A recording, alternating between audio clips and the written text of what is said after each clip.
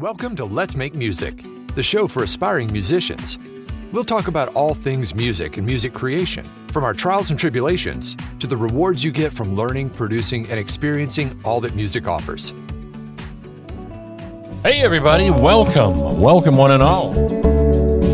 Welcome to another episode of Let's Make Music.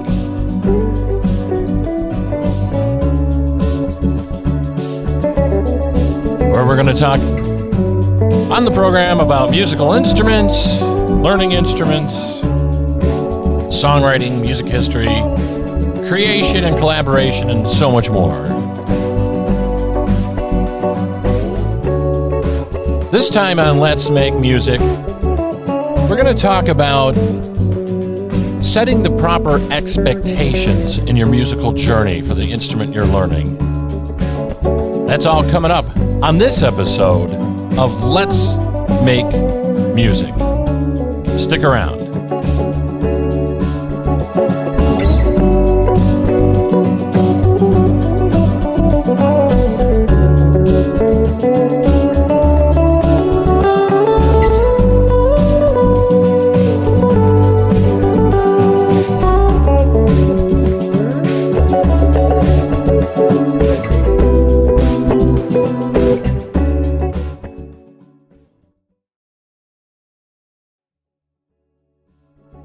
Hey everybody, welcome to Let's Make Music. We're so glad you're here. And if you want to listen to more episodes of Let's Make Music, just head on over to the website Let's Make Music. It can be found at purplepitstudios.com. That's the color purple. Pit, P-I-T, studios.com. Just search for Let's Make Music under the list of shows there. And by any other sense of the word, if you have any questions, feedback, or comments, check out our Facebook page, Let's Make Music. It's go to facebook.com/Let's Make Music. You can find us there as well, all right? So as promised, on this episode of the podcast, we're going to talk about setting the proper expectations when you're learning an instrument on this episode of Let's Make Music. First off, how are you? How's your musical journey going? We hope it is going very well, and we hope that you're getting a lot of fulfillment out of making music with your musical instrument, no matter what it may be. Now, on this program and past episodes, we have talked a lot about the guitar, because that's my main instrument of choice. However, just to give you a little bit more background, I do play the bass, I do play the harmonica, I do have some keyboard experience and drum percussion experience as well. However, on this episode of Let's Make Music, what we want to talk about today is setting the proper expectations or expectation when you're learning a musical instrument. Now, what I mean by that is a lot of us go into wanting to learn an instrument with a sense of newfound vigor, and we're really excited to do that. We're really looking forward to doing it. We've got a great sense of determination to learn the instrument as well, and we're all ready to go. We're all jacked up. We're all hyped up. Like, yeah, I'm going to learn this. I'm ready. I'm gonna put in the time, and I don't care. It's going to happen. And it seems like when we get into it for maybe the first few days, first few weeks, maybe even the first few months, we're all good. We're all in there. We're all in on learning our craft, our instrument. And once we start encountering those obstacles, those barriers, those walls, those things that we're like, oh, I can't physically do that yet, or I don't know how to do that, or I can't wrap my mind around how to make this chord, or go from this chord to that chord, or this chord progression, or sing and play the instrument at the same time if that's something you want to do, or what have you.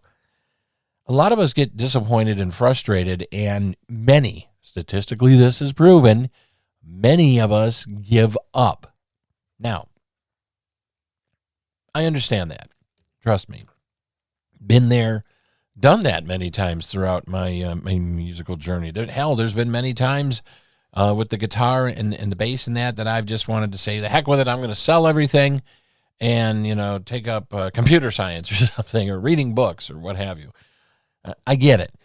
And it's human nature. It's normal human nature, because our thing is to be like, oh, the frustration sets in. We've been told and conditioned and programmed that, playing an instrument is fun, and look at these people on TV and, in music videos and our favorite bands, they just make it look so easy, or maybe you have friends that have played for many, many a year, and they just make it look easy. And you think, well, I just can't do this. I'm never going to figure it out. I'm never going to get past this hurdle. I'm never going to learn this chord progression, what have you, or how to make this chord, or, what this relationship is between these. I want this to be fun, is what I'm trying to say.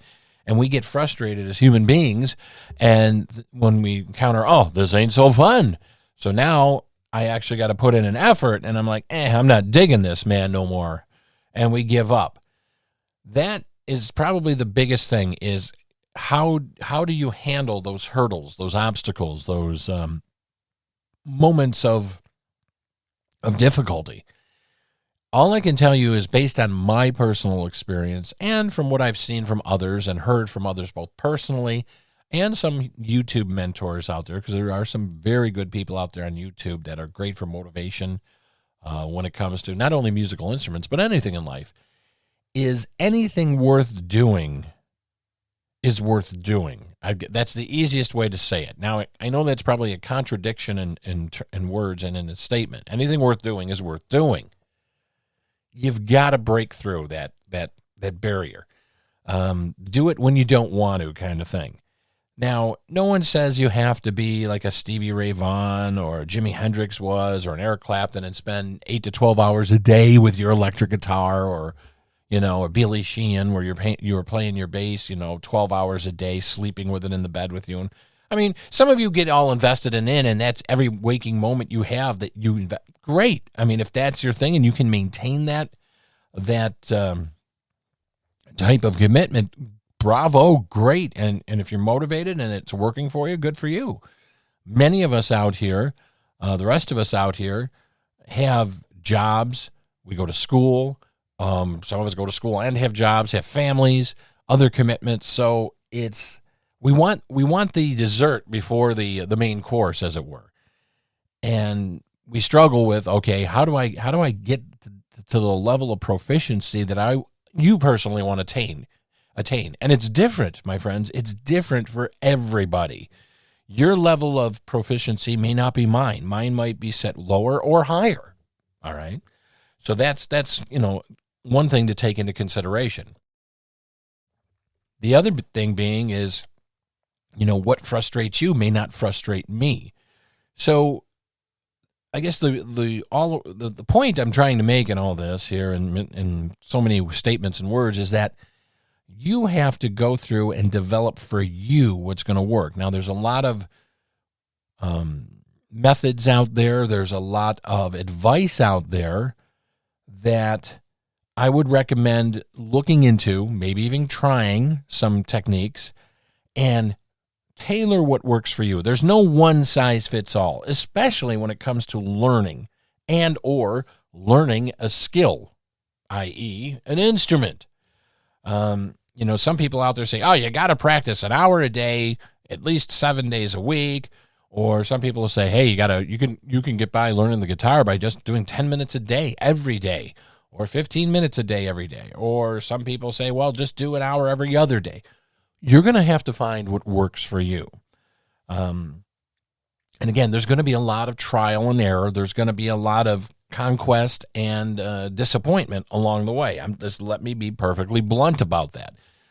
There's been times that I have put down instruments for weeks at a time, almost up to a month or more, and not even touched them. I've looked at them and, that's it. Maybe, walked by and took my finger over the strings on a stringed instrument or whatever. And just, I've been too busy, too preoccupied, too pulled in other directions. And then I seem to dive back into it full bore, where I'm practicing every day, at least for me, 10, 15, 20, 30 minutes a day, or trying to learn a song and doing what's called woodshedding. I'm sure you've probably heard that term in one form or another. Woodshedding is when you just total intense concentration, 45 minutes a day every day for 2 or 3 weeks to learn a song or whatever, however you want to define that. But woodshedding is intense, concentrated effort to learn and or skill and or set of skills.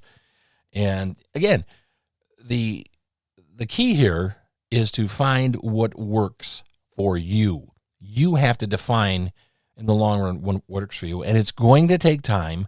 It's going to take a vast amount of experimentation, unless you're one of the fortunate ones, unless you're one of the fortunate people that maybe tries 1 or 2 techniques and say, "Oh, this works. I like it. I'm hyper enthused about this, and I'm just going to continue on and do this." Then great. If that works for you, fantastic.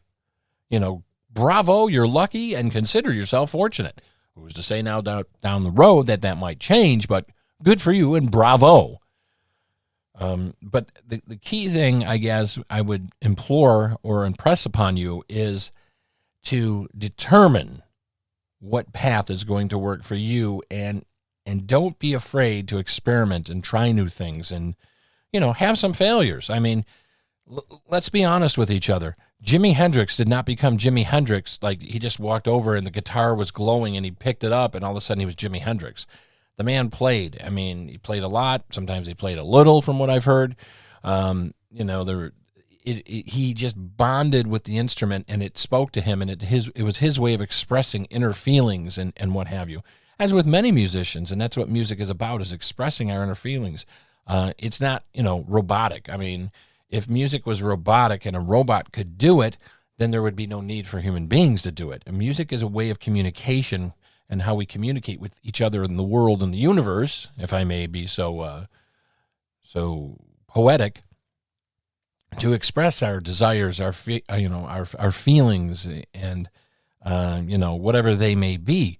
And that's why people that enjoy music, how many times have you listened to a song on the radio or on on your iPhone or your Android device or what have you, or play it in your home, and you hear a song that you heard maybe in your younger days, and immediately your mind starts drifting and it brings you back. The music is one of the greatest communication tools that was ever has come along here in the universe.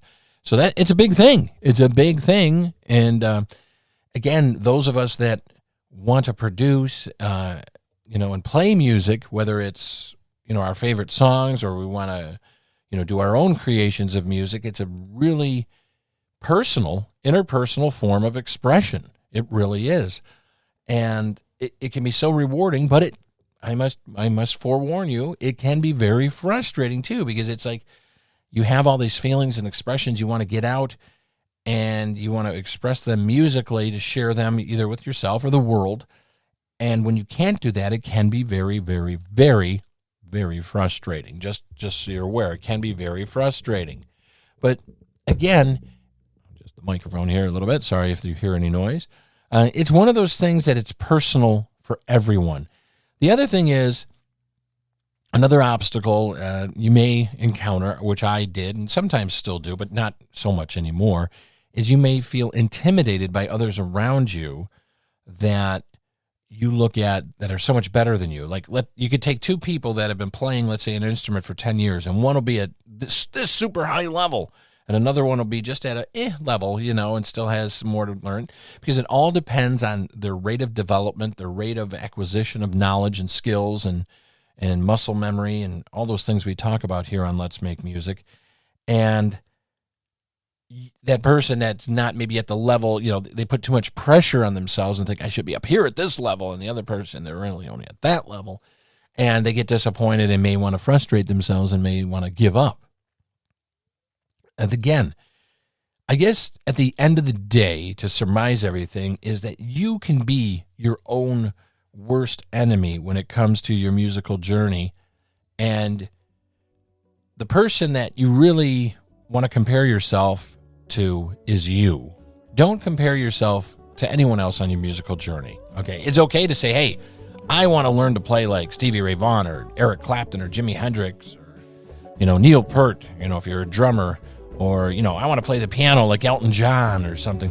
I want to get, I'd love to play his songs or these individual songs. It's okay to have that that ambition to want to learn and maybe develop some techniques, but don't compare yourself to someone else. Compare your victories and your progress to you. When you look back 6 months after, learning things, a year, 2 years, 10 years, and you'll see how far you've come. And you'll also be able to measure how far you want to go to obtain some goals. So maybe write down 5 goals every month that you want to obtain, or 3 or 2, and just pursue those. The main thing I'm telling you, my friends, is don't give up. Don't be your own worst enemy. Don't judge yourself too harshly. Just enjoy and make music. Thanks for joining us today on Let's Make Music. And for more episodes of the podcast, go to purplepitstudios.com. Look for us on your favorite podcast provider. And hey, if you enjoy the show, would you please leave us a positive rating and review? Until next time, go make some music.